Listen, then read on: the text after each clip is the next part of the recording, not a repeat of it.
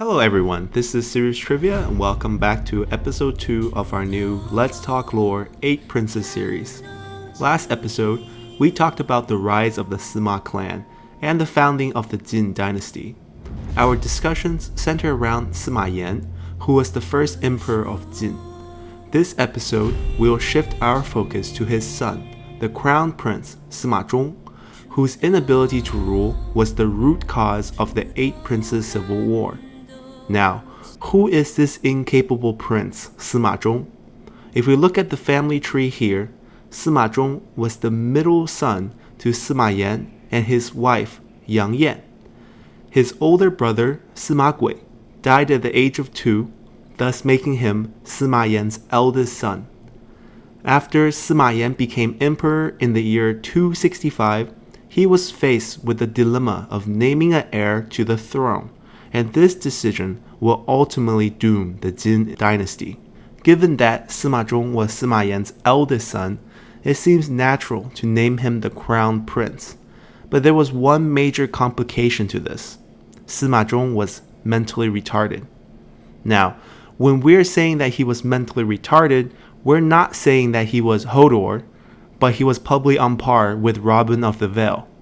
If this Game of Thrones reference sounds foreign to you, then let's just say he was more mentally challenged than mentally retarded. Knowing this, you might think, then why would he become the crown prince and the eventual emperor after Sima Yan's death? Surely Sima Yan, given his brilliance, would have had the sense to pick another heir, and there were certainly plenty of other princes to pick from given how active Sima Yan was with his 10,000 concubines after becoming emperor. But Sima Zhong had immense help from those around him to become the crown prince, and this episode was centered around Sima Zhong's circle of helpers. His first helper was his uncle Sima Yu.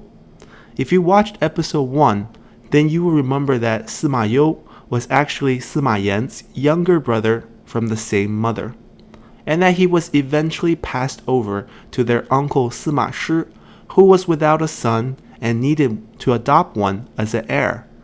However, because of Sima Yu's young age when Sima Shi died, Sima Zhao took over as the leader of the Sima clan instead. And most importantly, we mentioned that when Sima Zhao took over, he promised to return the position back to Sima Yu after his death. But a variety of reasons that we have already fully discussed in episode 1, when Sima Zhao finally dies in the year 265, he passed the clan leader position to his eldest son, Sima Yan instead, who goes on in the same year to establish the Jin dynasty and become emperor himself. So, if you are Sima Yu, you probably feel cheated. But if you are Sima Yan, you would feel threatened. To Sima Yan, Sima Yu is the biggest threat to his throne, because his father promise gives Sima Yu a legitimate claim to the throne. So Sima Yan desperately wanted to delegitimize Sima Yu, and the best way to do this is to name Sima Zhong as the crown prince. Let me explain the scenarios. If Sima Yan does not name an heir, which is a viable option, then should anything happen to him, Sima Yu would have a great chance to inherit the throne. Because as we have already witnessed from the Sima clan's own history, they have no problem with a younger brother taking over when an older brother dies, as with the case of Sima Zhao. Now if Sima Yan names any other son as heir, then he breaks with precedent and protocol, where the eldest son should be named heir. Therefore, upon his death, there would definitely be a debate about the heir, and with Sima Zhong being mentally challenged, Sima Yu once again would have a great chance to inherit the throne as the capable younger brother. So, the only way Sima Yan can delegitimize Sima Yu's claim to the throne is to follow precedent and name Sima Zhong, his eldest son, as heir. So even without having the intention to help Sima Zhong, Sima Yu pushed Sima Yan toward picking Sima Zhong as the crown prince. Next, we have Yang Yan, who was Sima Zhong's mother And I think it's pretty obvious that Yang Yan would do anything to help her son become the crown prince. But aside from the motherly love, Yang Yan stands to become the Empress Dowager once Sima Zhong becomes emperor himself.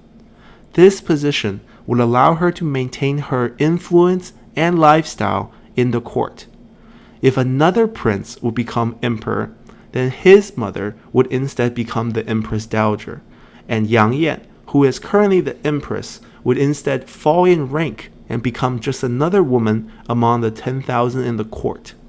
So she stands to lose a lot if Sima Zhong does not become the crown prince. Luckily for her, Sima Yan, her husband, cherishes her dearly and respects her opinion.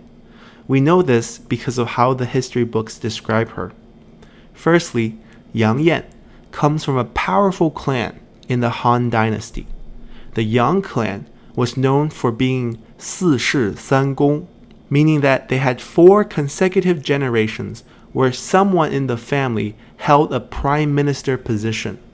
So she comes from a family of career politicians with a lot of power and influence. Now this phrase 四世三公 was also used to describe the Yuan clan of the famous Yuan Shao and Yuan Shu brothers. And we know how much influence and power they had. So to start, Yang Yan has a strong family background, so Sima Yan had to respect and treat her well. Secondly, Yang Yan was described to be a beautiful woman who was also great at needlework, which was seen at the time as a virtuous trait for a woman.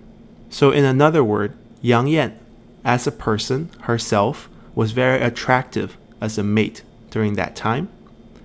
Lastly and most importantly, despite Sima Yan's love of concubines, he prescribed to the happy wife, happy life model and rarely said no to Yang Yan. Even when selecting new concubines, Sima Yan always let Yang Yan be the judge and make the final decisions. Therefore, Yang Yan's support of her son carried a great weight with Sima Yan. So in the year 267, just 2 years after becoming emperor, Sima Yan makes the decision and names Sima Zhong, who was just 9 years old at the time, as the crown prince and heir to the kingdom of Jin. However, things did not go as planned for Yang Yan. In the year 274, at a tender age of 37, Yang Yan falls gravely ill, and her dreams of becoming the Empress Dowager evaporates.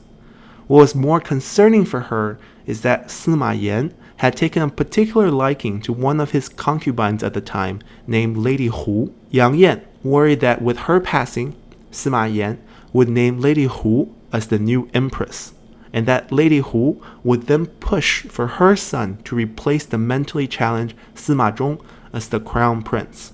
So on her deathbed, laying on the leg of Sima Yan, Yang Yan begged her husband to marry her cousin Yang Zhi as the new empress following her death. Sima Yan, having never said no to his wife, agrees. So now we come to Sima Zhong's third helper, Yang Zhi, who is both his stepmom and his aunt. But putting that aside, Yang Zhi fully understood her marriage was a political move by her clan, so she played her part as wife, mother, and empress extremely well, and quickly earned the respect and love of Sima Yan. There isn't much to say about Yang Zhi, other than the fact that she was the extension of Yang Yan, and did everything in her power to keep Sima Zhong as the crown prince. Now, her motivations were definitely less pure, as Sima Zhong was not her child, and she knew her marriage was just a tool to expand the Yang clan's power and influence. Speaking of the Yang clan, the leader of the clan and father of Yang Zhi was Yong-Joon. After his daughter became empress, Yong-Joon, who was already a general, received multiple promotions which only increased his greed and ambition. Knowing that the crown prince was mentally challenged, Yong-Joon wanted to position himself as a future regent, or essentially he wanted to become the de facto ruler once Sima Yan passed away. This desire will become the starting point of the Eight Princes Civil War and a key topic of discussion in our future episodes. As for now, we just need to know that Yong-Joon was strongly motivated to keep Sima Zhong the crown prince, and thus also one of his helpers. Next, we have Sima Yu, who was Sima Zhong's eldest son. Now, if you thought Yang Zhi being both Sima Zhong's stepmom and aunt was a bit disturbing, then wait till you hear who Sima Yu's mother was. Sima Yu's mother was Lady Xie, who was a concubine of Sima Yan. Now, how did Sima Zhong end up getting his dad's concubine pregnant? Well, the short answer is Sima Yan asked Lady Xie to teach his mentally challenged son about sex. You see, Sima Zhong started taking wives and concubines at the age of 13, but 7 years have passed and Sima Zhong was still childless. So Sima Yan thought something must be off, and perhaps his mentally challenged son doesn't know what to do in bed. So he sends in Lady Xie for a few lessons, and Lord behold, she becomes pregnant with Sima Zhong's son. But since she resides with Sima Yan, Sima Zhong actually didn't even know this son existed until Sima Yu was brought out to him at the age of 5. Now, how could this little kid help his dad remain as the crown prince? Well, because Sima Yu was born to Sima Yan's concubine, he was raised around Sima Yan, and Sima Yan took a particular liking to this grandson, who despite having a mentally challenged father, was actually hailed as a child prodigy, on par with his great-grandfather and the legendary Sima Yi. The history books record that on the night when a fire broke out in the palace, Sima Yan walked out onto the walls of the palace with his 5-year-old grandson Sima Yu to observe the flames. Then Sima Yu tugged his grandfather away from the light and into the shadows and whispered to him that on a night like this, it's dangerous for the emperor to be seen in the light. Now, Sima Yan thought this was a profound statement from a 5-year-old kid, so he took great care to educate his grandson and constantly showered him with praise, and was the one to compare him to Sima Yi. So deep down inside, Sima Yan hoped to live long enough so that when he died, Sima Zhong would only rule for a short period of time before ultimately passing the kingdom to Sima Yu, who he thought would bring about a golden age to Jin and the Sima clan, as Sima Yu's intelligence showed potential to match that of even the great Sima Yi. So in a big way, this little kid helped to keep Sima Zhong as the crown prince.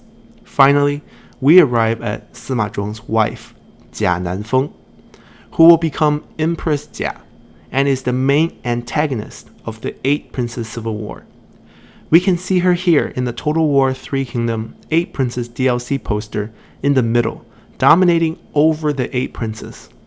To find out why she's the main antagonist and what role she played in assisting Sima Zhong to the throne, come back tomorrow, as we'll devote a full episode to talk about one of the most vengeful and vile empresses in Chinese history, in Jia Nanfeng. This concludes episode 2 of the 8 Princes edition of Let's Talk Lore. Hope y'all enjoyed the video, and if you haven't done so already, please consider subscribing to support the channel and to get notifications when new videos are released.